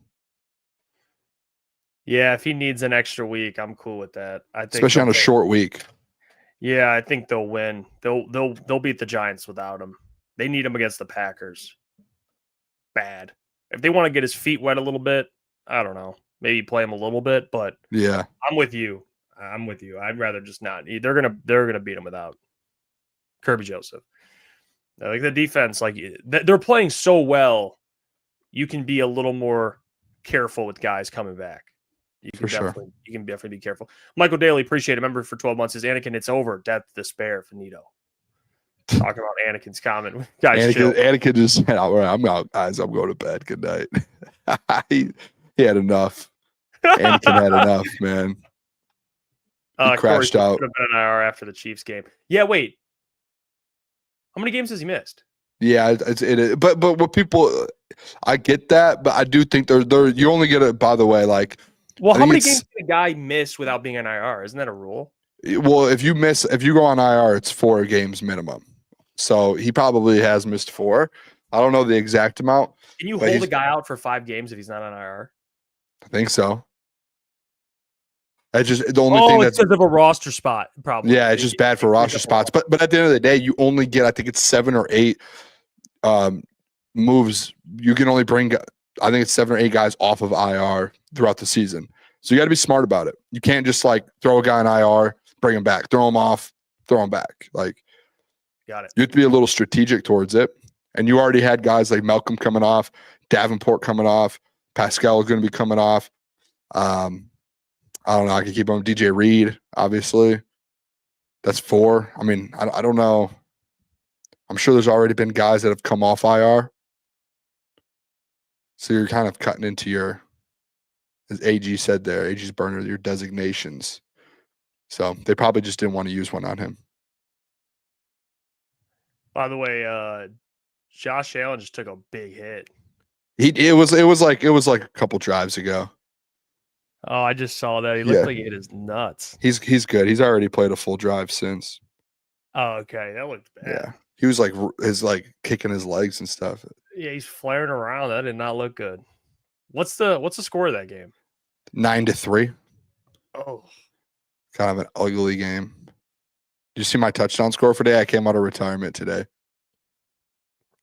no. You didn't see my text? No, what was it? No, you didn't? Did he score? No, but I mean, there's still a good chance. Who'd you have scoring in this game? Take a guess. On what team? Bills. Josh Palmer. Nope. You'll never, me out of all people. Don't tell me you went 2. This is a narrative you've been fighting against, right? It is. Ray Davis. Ray Davis. Oh, I kept seeing stuff today on the news on everything. It was saying that Ray Davis's role is going to be big because last week he had like 160 return yards, and they were like, all the articles that I was reading was talking about Ray Davis. He hasn't gotten a single carry. No carries, but they said in the pass game they're going to use him. I bet you in the second half at some point. He had a touchdown a couple weeks ago. He had 1 touchdown all year. It was a receiving. Guess what the odds were though? What? Plus 800? 1,000? 1,500? 1,800. 18? Plus 1,800. For Ray Davis? So when I saw all these articles about them being like Ray Davis today, Ray Davis, in my mind, I'm like, this guy's plus 1,800. He should be plus 300 for these articles that I'm seeing written about him. By the way, can we just take a second? We're all frustrated as Lions fans that we have we look at this defense as Super Bowl caliber. How do you think Texans fans feel? That's the best defense, dude. It's Broncos or them. I would take the Texans. Man. That defense is stacked, and they're basically just. There's so many dudes on that defense. It's stacked. Like they're. Oh, by the way, before we get into our next topic and all these different topics, Sam LaPorta. Did you hear Amon-Ra today? No. Am I the only one that caught that? What? Let me pull it up. Hold on. Do you want me to pull it up? Amon-Ra made a comment today, and I think he tried to save himself. And I think it was like oh no, I shouldn't have said that. And I don't know if anyone, like obviously like people who are in there, they're not allowed to report unless it's like real, that something actually happened. But we can me and you are able to assume. Oh no. Oh no. Right here. What did he say? And shout out Birchfield, man. He's the one that asked it. You ready for it? Yeah. Maybe on Sunday night, and where do you guys think you might feel that moving forward? Talking about Sam LaPorta. I mean, Sam's, to me, he's one of the best tight ends in this league. So anytime you lose a player of that caliber, you're going to feel it. Not yet. On offense, I feel like he's so, run game and pass game. In the pass game, he's so dynamic. I feel like he creates mismatches on, linebackers, safety bodies, DB bodies. He's bigger than them. So losing Sam it definitely hurt us. It's going to hurt us for the rest of the year if he's not here, whatever the case may be. But did you hear that? I feel like we have guys that can step in, and although it is going to hurt us not to have him, they're going to step in, and we got smart guys all back for the rest of the year. So losing Sam it definitely hurt us. Why do you say that? Not here, whatever the case may be. But I feel like we have guys. It's going to hurt us for the rest of the year if he's not here. Losing Sam it definitely hurt us. It's going to hurt us for the rest of the year if he's not here, whatever the case may be. But I feel like we have guys that can step in, and although it is going to hurt us not to have them, they're going to step in, and we got smart guys all in this locker room, all in this team that know the offense, that can step in and make plays also. So to answer your question, Why definitely. Did he say that?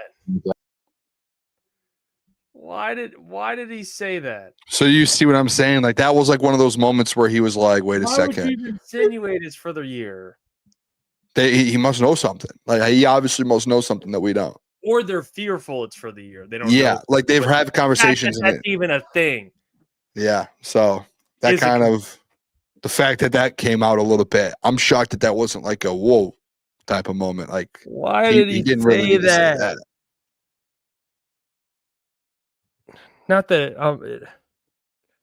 Rod's fault. I can't get over these new names in our chat because it's Jay Stees. It's got a boy one. Okay, on my end it says it's Jay Stees. It's confusing me. I thought, yeah, he's like, why are the Lions players not media trained? Amon-Ra, to be honest, Amon-Ra's always good in the media. Always good. That felt like it might maybe a little slip up. Yeah, I don't know who any of these usernames are, honestly. Well, except for the ones that are in their normal names. Yeah, YouTube's it's really messed throwing up. me off. I think YouTube. I don't know if there's like a setting for us to switch it to where it goes. That's their ats. Because my name usually pops up as Booner, but my at is Crunch Time Booner. So it changes. It's random. YouTube just randomly changes it. I feel like there's like a setting for it. That's weird. Yeah, Like Amon-Ra, it's ETN, Sam RCAL 14. I don't even want to like. I can't do it. I can't do it. I can't have a conversation about Sam LaPorta not being here. I just can't do it. He's such a mismatch. He's so important for this offense, from his blocking to what he can do, obviously, in the pass game. But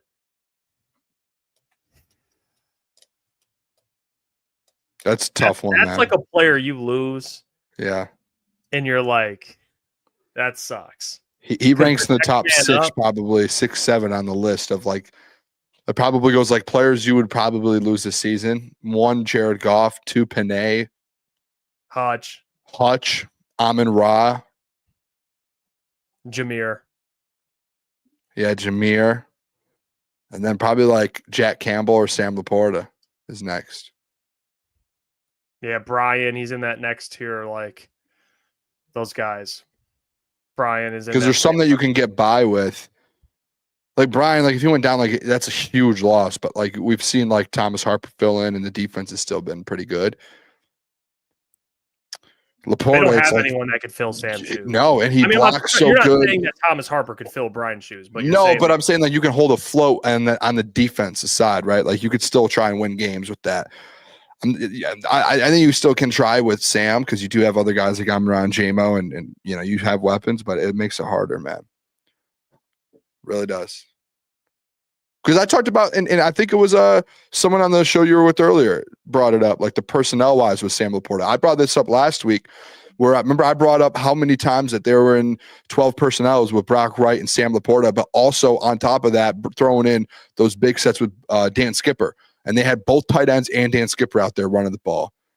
And it's like, you just can't do that like anymore. You can't. Like, who do you do it with? And I think it was Justin that brought it up in your show earlier. Like, it makes sense. Like, who? They have Brock Wright. That's it.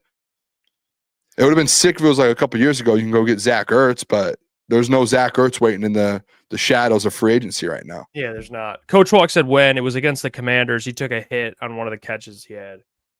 I think he took a hit to the back from took a hit to the back. Can't remember who it was. But yeah, sad. Is Amon-Ra hurt too? Like, what are these people in the chat saying? Yeah, what's up with Amon-Ra? He had a bad game. The hand, he has a wrist, but it's not anything serious. I don't know how serious it is, but he's practiced. But they're just wondering if that has anything to do probably with like the drops. You know, his wrist bothering him. I don't know. That sucks, man. I hope Sam LaPorta returns this year. They definitely need a guy like that. They do. He's big time, man. I saw you put out the tweet about Jared Goff, and I saw CBS had a clip. Jonathan Jones, who's the lead NFL insider for NFL and CBS, said two separate things, not same conversation. I feel like. What do you think? No, it is the same thing, right? Because you tweeted out him in cold weather, and this clip is about him in cold weather. Oh, I guess so. Yeah, I didn't even think of that. Because the clip, basically, what this guy Jonathan Jones. Actually, that's a great point, Jeff Iafrate. I didn't put that together. How about that? They are it is technically the same thing. I was just kind of in my bag earlier online. I wonder if I could play this. I'm think sure so? I can, right? I would assume. I'm just going to play it. If not, this part will be cut now. All right, let's play the clip. Let's see what Jonathan Jones said about Jared Goff playing in cold weather and the Lions playing in cold weather in general. Let's hear this take. Was in hell. He was in absolute hell in Philadelphia. I know a lot of people say they're in hell when they go to Philadelphia. Jared Goff was in hell in Philadelphia. It was a 45-degree night when they kicked off. You add in the wind as the game got a little later. It certainly got colder. Oh, what? Jared Goff looked like he was from California out there because he was. You asked the question to Pat about if he was. There was a disconnect with the play caller. There was a disconnect from Jared Goff's body to when he threw the football. His hand, right. Nothing looked crisp. Nothing looked sound. He had quietly put together a pretty solid season so far. He did not look good at all tonight. Jared Goff was in hell.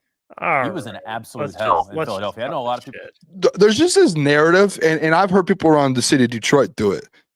Like I've heard it. I heard Easy talk about it. Like I'm hearing people like just bringing up the cold weather again. Me and you, and I think I used to be on the cold weather thing too. I think you did at one point, but then Jared actually was the one last year who was like, I'm not bad in it. Like maybe early in my career, but he's like, I have not been bad the last 3 or 4 years in cold weather. He's like, I haven't been. Like, go look at it. He was like, I've won games in cold weather. The stats might not be 300 yards and 4 touchdowns a game, but we win. And he was like, we find a way to win. And then after this Philly game, dude, all I see is just people like, I see Easy, like just blaming cold weather. Be like, Jared played a really bad game. He was bad. It wasn't because of the cold weather. It was because he sucked. He was not good. And the O-line didn't protect him. All things could be true. It wasn't like, oh my gosh, it's cold weather. Jared's like the worst in cold weather. Like that's why when I started hearing that again, I'm like, are we that stupid again? Like, are we really? So I went and got the stats. And this guy, like, I don't even know this guy's name. I've never seen him in my life, but I just come across the video and I'm like, there's no way. Like, this is just like, it's gaslighting, right? It's like people in the media are like trying to make you believe that this guy's bad in cold weather when it's like, in all reality, Jared just had a bad football game. And like everyone's like, oh, thank God the Lions have all these dome games coming up. Does anyone want to go do the stats to go look at what Jared's done in the cold weather from November to January over the last 4 seasons? Does anyone? Because I went and did it and it was an easy search. And Jared Goff is like 7-3 in the last 4 years from November to January in the outdoors. 7-3. Yeah, let me put it up. And his stats aren't crazy. He's thrown 3 interceptions in that span. Break this down. This is your tweet. Yeah, I mean, it's exactly what I just said. It was just like all these people that are like, Jared Goff can't play in the cold. It's like, all right, so I just said, I'm going to go look at all the outdoor games that they played. I did take some out. Like, example, like someone commented on this. It was like, why would you put in the 49ers game? It was warm there. Like, I took some, like, warm games I took out. Like, if they played in Miami, I took it out. They didn't, but if they would have, I would have taken it out. November, December, and January, over the last 4 seasons, Jared Goff averaged 245 yards a game, Jeff. Is that good? That's pretty good. 14 touchdowns and 3 interceptions. Pretty good touchdown-interception ratio, no? It's pretty good. 64% completion percentage. Not what we're used to with Jared Goff, but that's not like the worst in the world, no? No. And a 7-3 record. That's including Sunday night's loss to the Philadelphia Eagles. So entering that game 7-2. In 4 years, he lost 2 cold games. Maybe the guy just had a bad football game. Maybe the offensive line was ranked 27th out of 32nd in the NFL in pass blocking. Pretty easy. That would be, yeah. Pretty easy to figure out. So like the people like, and shout out Easy again, but Easy being like, it's just cold weather. It's not. The guy just sucked on Sunday night. He was bad. He couldn't make a throw. And then the times that he could make a throw or he wasn't protected. And then the times that he was protected, he couldn't throw the ball and it just falls out of his hands. Maybe it was because he wore the gloves, but the cold was not like, oh my gosh, Jared Goff can't play in the cold. Like that's one of the worst narratives and the worst, in my opinion, like just, I think it's a scapegoat for Jared Goff when people don't want to actually like go look at the offensive line. And when like the 30-13 graphic that we put out today, they were 27th, Jeff. When you take all of the offensive line pressure stats and combine them, The 33rd team had them as 27th out of 32nd. Jared Goff's not Lamar Jackson, man. Like, he needs a top 10 offensive line every week to be successful. I'll knock him in that way. Like, he needs that. Didn't have it on Sunday night. It wasn't that it was cold, because he's played good in the cold. So, like, people that keep saying that and bringing that up, shut up. You don't know what you're talking about. You have no clue. It was that the offensive line sucked, and it sucks that your quarterback needs a good offensive line to be successful. And he played so bad on Sunday night. Yeah, there's things I think you can critique Goff for. Playing in cold weather is not one of them, in my opinion. I think you can go at him for his lack of mobility. You know, is he like these other elite quarterbacks like Josh Allen and Mahomes and Lamar Jackson? No. But to say the guy can't play in cold weather when all the data suggests he actually plays pretty well in cold weather, and you've won a bunch of games in Lambeau in cold weather with Jared Goff at quarterback, is kind of weird and ironic. I don't know. It's weird. And I think we can safely say that there's a lot of quarterbacks that dip in cold weather. A lot. You could say Josh Allen's of the world, who play in Buffalo, and he could throw a football 100 miles per hour. Probably isn't going to struggle as much as other guys. Mahomes and these other quarterbacks, probably the same thing. But in the next tier of guys, most of them struggle in cold weather. Not struggle, but they're not as good as they are in warm weather. That's an obvious thing to point out. I don't think that's like a Jared Goff thing. I think that's just like 80% of the league thing. Yeah, like you're going to have a couple bad games in cold weather. Like it's going to happen. Like the ball's going to slip out when it's really cold and it's precipitation. Is that the word, precipitation? The ball's going to slip out of your hands here and there. Like, you're not going to make the right throws. But to say it's like that's like his kryptonite is just like, the guy's 7-3 in cold weather the last 4 years. Yeah, I don't. Pretty good. Yeah, 14 touchdowns, 3 interceptions. No, those stats are undeniable. I mean, they're just undeniable. Those stats, man. Like, he's not bad by the data, by the stats. He's not a bad quarterback in cold weather. He's not. So whoever that is, Jonathan Jones, you shove that data where the sun don't shine. You do that. Jonathan Jones. I don't know, whoever he's talking about. Oh, he looked like he was from California. Well, yeah, no, he is from California, Jonathan. No, but I'm saying in the game against Philly, he's like, from California. He's like throwing out these like funny like one-liners. It's like, dude, that guy seems like a nice dude though. So yeah, it's like the benefit of the doubt. I by the way, I know Caleb's made pizza for every time the Pistons win a game. He might just keep making pizza. Is that fair to say? I think he might just keep making pizza for the next couple. Jeff. What? Jeff. Ray Davis? Ray Davis just scored a touchdown. Punt return or kick return. Ray Davis scored a touchdown. Ray Davis 20, bro. Come on now. No. Come on now. I'll text the boys. I literally sent it to the boys earlier in the chat. I sent it to Klotz at 5:21 p.m. today. I said Ray Davis anytime touchdown. That's insane. Wow. I come out of retirement. I was in retirement for 3 days, and I go, I have a feeling about this guy. I keep seeing these articles about him. 18-1. Give him to me. Bang! I'm back. I took a break for a couple of days because I think I told you, I said my luck just turned towards the worst. Like, I hit that massive parlay, and I was like, ever since then, I haven't been able to hit a bet. And I was like, I need to take days. I need to just turn my luck back around. Luck is in the gutter right now. Luck was like completely in the gutter. And I text today, Klotz, I said, I'm unretiring Ray Davis anytime. 18-1 plus 1,800. He got it in the most like crazy way too. A return touchdown. That's insane. That is insane, dude. A return like this guy. I'll never understand it. I'll never understand it. I mean, I was no way I was placing that. Not that it was a bad bet, but I'm done. All right. Listen, your boy has been just losing. So that's just how it's been going. So it is what it is. Good stuff though, Boone. Good stuff though, Boone. That's impressive. Oh, is it going to count or is it going to be a special teams? It's a touchdown. Yeah, but can't you bet special teams touchdowns? It has to be a. Oh no, it counted. It counted. Woo! Bang! Needed that one. That's so sick, dude.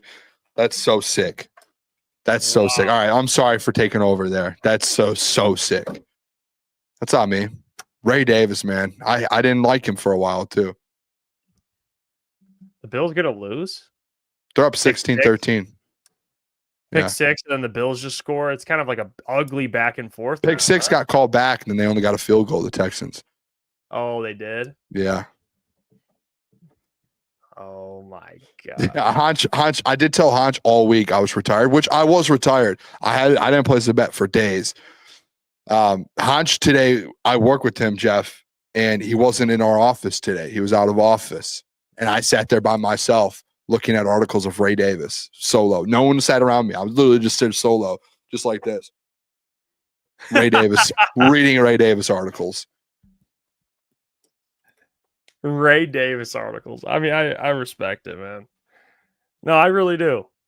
I really do, man. That's unreal, man. That's just unreal. That's just happened. What are the chances? Do you, by the way, to kind of just tie, just kind of put a tie, like a little bow on it, little bow on this conversation. Do you, Lions are assuming they don't win the division, they got to go on the road. They're gonna have to play outdoors. You feel good then? It's not ideal. I think can we admit that it's not ideal. Doesn't mean Goff's bad in it. No. Listen, like obviously being on the road, that's probably the worst part of it. That sucks. Would the percentage go down and like the what's the word I'm looking for? Like the confidence level go down a little bit? I don't even think it would go down because of just Jared Goff. I think it would just be going down the fact that you're playing like an Eagles team who's used to playing outdoors. Do you know what I'm saying? Like if you have to go on the road, or like if you have to go on the road to like Green Bay, like that's tough.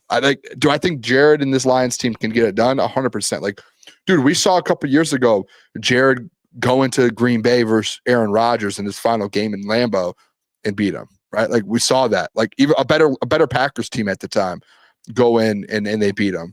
So I'm not going to sit here and say I'm worried. It's impossible. It's a tougher track, dude. Like when I did the Booner Path a couple years ago, part of the reason I did that was to be like, hey, if you want even a chance at this moment to be able to get to an NFC Championship game, you got to do it through home. And do you remember the second part of the Booner Path? One was obviously getting a home game. Do you remember what the second one was? No. It was having a specific team lose so you could get that second home game. Like that was like people thought, oh, Booner, you're great. Like that was a specific part of the Booner Path was to get a second home game. Like if you can somehow, some way put the back-to-back home games, like you're in business all of a sudden, right? Like you're going to go to an NFC Championship game. It's a lock. Like you're not losing 2 at home. I think that's the same thing this year, man. And does that mean I thought if they didn't get a second home game, they would not go to the NFC Championship? No, they still had a chance. But you see what I'm saying? Like the chance of winning drops, I think, significantly a little bit. It makes it tougher. It's tough. It's fair. Yeah, Jomo says Rams are indoors. Yeah, I mean, if they play in SoFi, that's not even warm weather is different. I mean, you play in LA, it's basically a home game. I mean, that's like a neutral field. All due respect to Anakin, that's a neutral field out there. So yeah, Honcho says, make him call the number. You were done gambling, now you're back gambling. Bro, I sat out the last 3 days. Honch sits next to me doing parlays and is like, you want to do one with? You bet this one. And I'm like, I can't do it. I'm not doing it. I need to wait for my luck to turn. I need to wait. And then you placed it and it hit. He wasn't in office today, man. I just had a no pun intended, a hunch.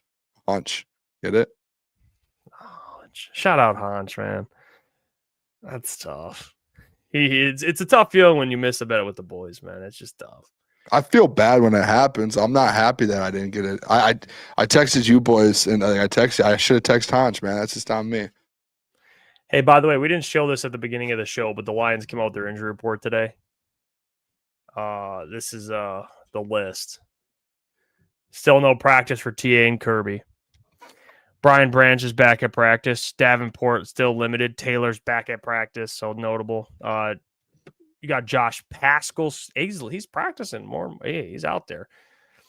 Let's see. Another one, Penei Sewell's back at practice. That's good news.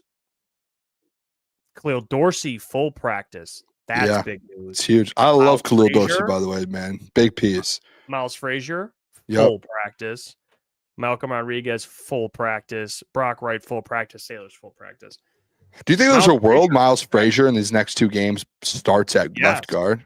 Oh, starts? I don't know, but he could compete for it.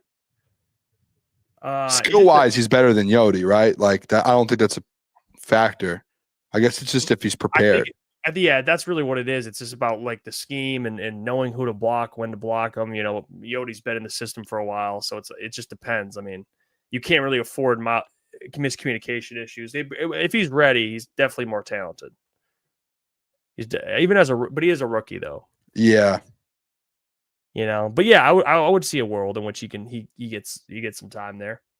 Because you got to think like him and I think it was Josh Pascal and Miles. Like Miles maybe it was a little before around the same time. Limited still, like Josh Pascal. Same with Marcus Davenport, limited. And those guys were both questionable last week originally for the game. So I'm kind of shocked that like you haven't seen a full Marcus Davenport practice yet. You know what I like to see, by the way, and don't count this out either. Miles Frazier, you see how he's listed as an offensive lineman and Tate's listed as a guard. What if there's a world where Taylor Decker misses a week and you have Miles Frazier at left tackle? That'd be interesting. That would be so interesting. Think about that. I think he could play some tackle too. He's played it. He's 6'6". That's a really interesting, actually, thought process.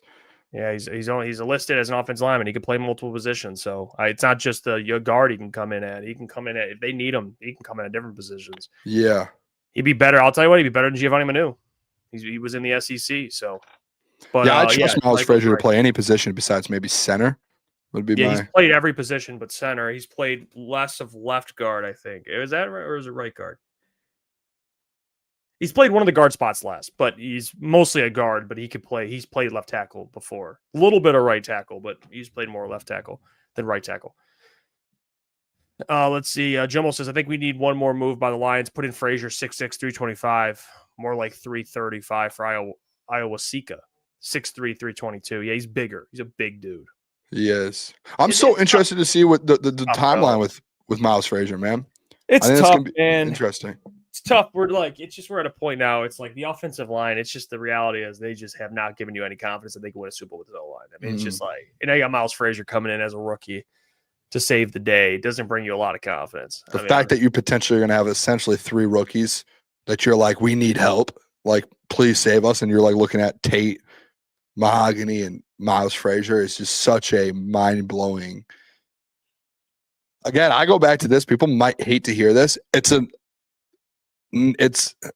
Brad's done good with the players he's brought in. Like those guys, I think those are going to be good players, but I think it's like maybe a little bit too late where it's like just not prepared in those positions. Like this should have been thought out of 2 years ago. Yeah, it's like what Scott said about the when he was talking about Cam Jurgens being brought in as a guard and then played center. Like at least maybe that's what they do with Tate Ratledge, but they're just a year late. Yeah. They're just a year late. Frank's already gone. So I mean it's just when you have a Super Bowl roster, man, it's hard to like your number one.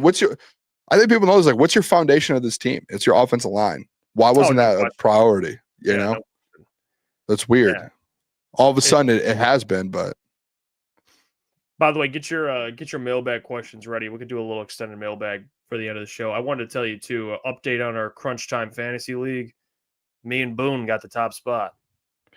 Yeah, I forgot there was a game today. I didn't do my fantasy lineup.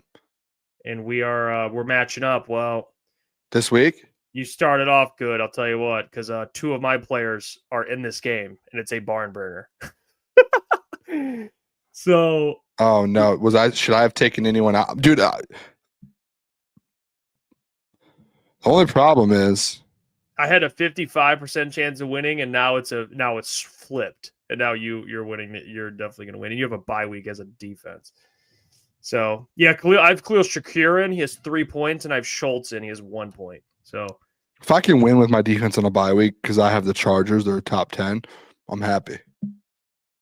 you probably will. I mean, I have 2 players in this game, and you have James Cook.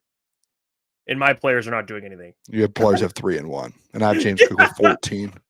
Yeah. Well, me and you were 8 and 3. We're the top of the league, and then Klotz is 7 and 4.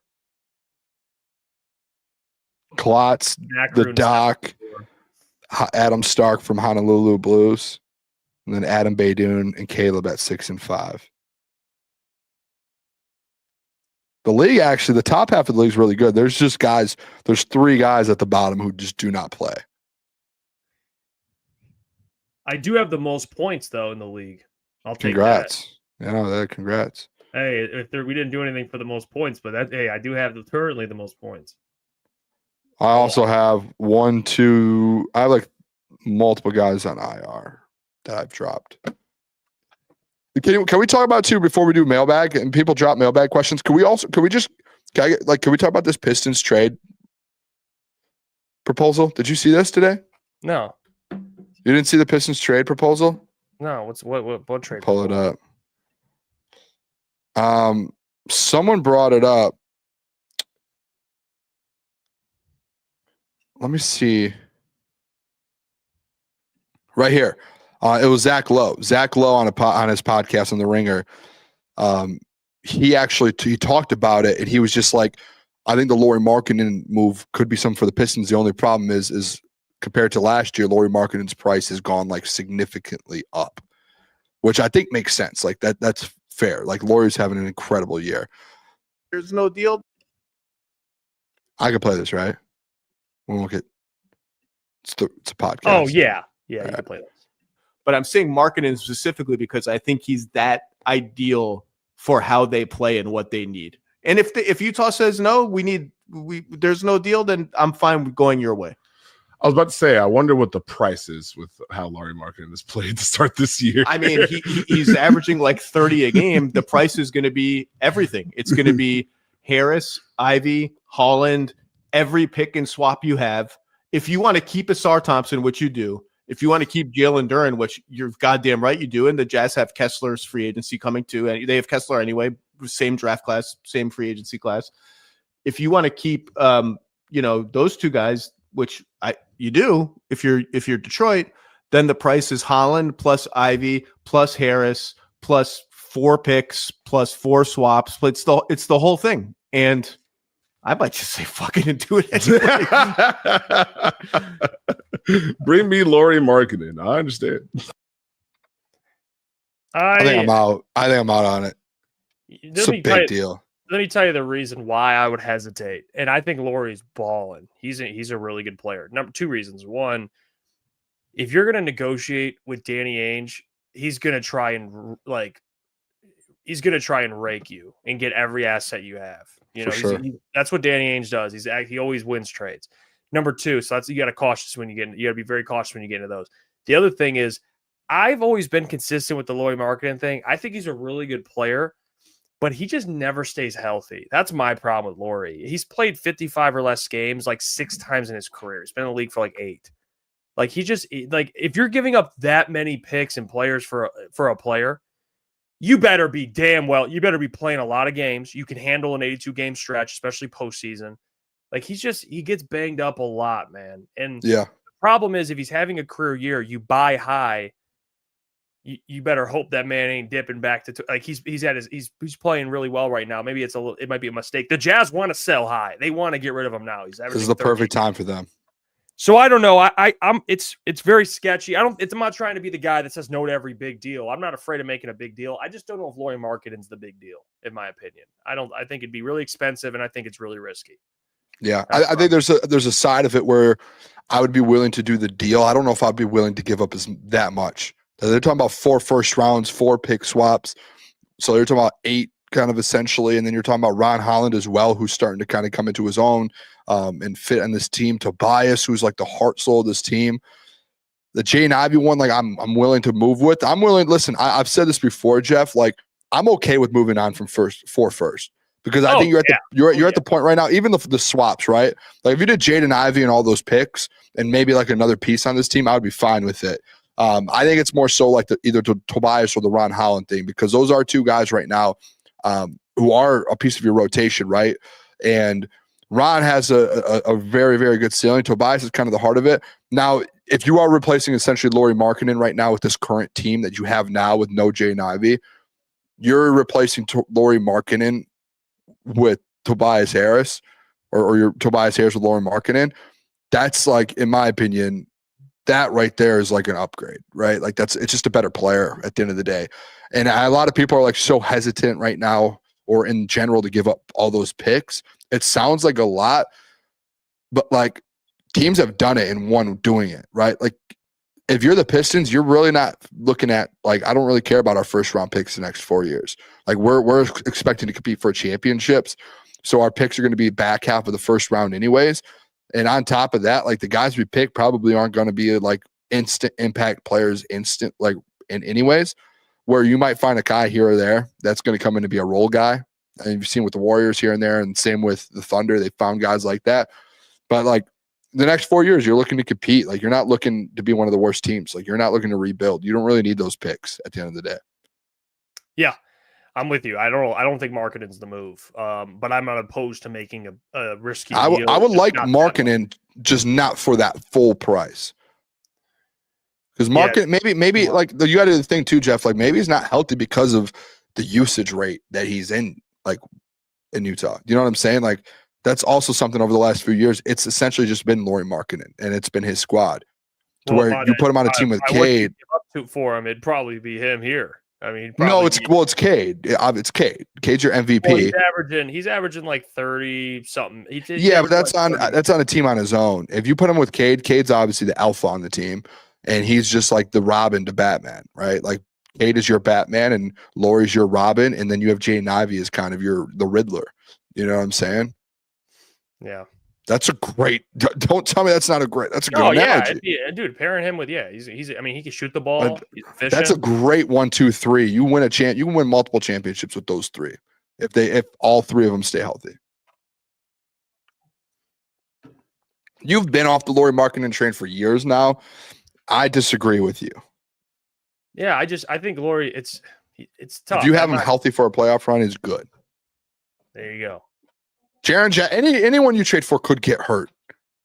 Yeah, but it's not about could get hurt. I mean, Cade could get hurt, knock on wood. Anyone could get hurt. I'm not saying that. It's just his career, half of his career he's played less than 55 games. I mean, Jaren Jackson isn't a 5-star gold star health guy either. Well, he's better than Lauri. I mean, he played in 74 last year, the year before in the 60s, year before in the 60s, year before 78, and then 11, 50s. Like you're acting like this guy's putting up 80 a year. You're telling me the last 5 years he's played 60 or more games, 63 or more, 66. He's played 70 more twice. Yeah, you forgot about the 2 times in the 60s, though. But regardless, regardless. Anyone you trade for, there's going to be risk. Okay, I understand that. I just think Lauri. If you're giving up that much assets, I look at the availability. I think it's part of it. To be fair, the man's been consistent, though. He's played in 50 to 60 games every year. Like, he hasn't had a year where he's missing, like, the whole year. He's just out here and there. I would expect that he would be good to go in the playoffs. It seems like if you look at his games, he's just here and there. He's taking nights off. He's never had a year where he's missed significant time. He's played in 68, 52, 50, 51, 61, 66, 55, 47, and he's played in every game this year. He played last year was his lowest, but every year before that, he was over 50. It was in 50s or 60s every year. He's never had a significant year. Last year, he missed half of the year. Yeah, but if we're comparing JJJ, I'd take the guy who's played in 70 plus. I would take the better player, though, which is Lauri Markkanen. So you disagree the best ability is availability. No, I agree, but I would like Lauri Markkanen. He's the better player. If you have him for a playoff run and he's healthy, which it's like he's not missing significant time in his career. He's just missing like probably a rolled ankle here, rolled ankle there, a little back spasm here, back spasm there. Which is for me in the playoffs, though. I'm sure he will play through that. I would rather have the upside to win a championship with Lauri Markkanen and Cade Cunningham.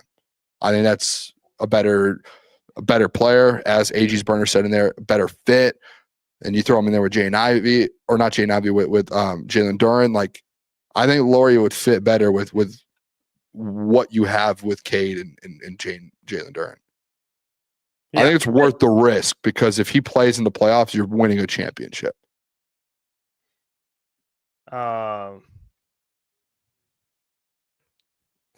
Yeah, he's a really good player. Thank you. I appreciate it. He's a very talented player. We got about 4 minutes left. Drop your questions if you guys have any. Anything. You can ask anything you want. Eric said this. I'm late, but are the Lions cooked? They're not cooked yet. We're not going to go. They're cooked. They're in a tough spot right now, man. They're 6-4. Confidence is low. Offensive line gives me no confidence, but still plenty of season left. They could rattle off 3 in a row and be 9-4. I mean, they could.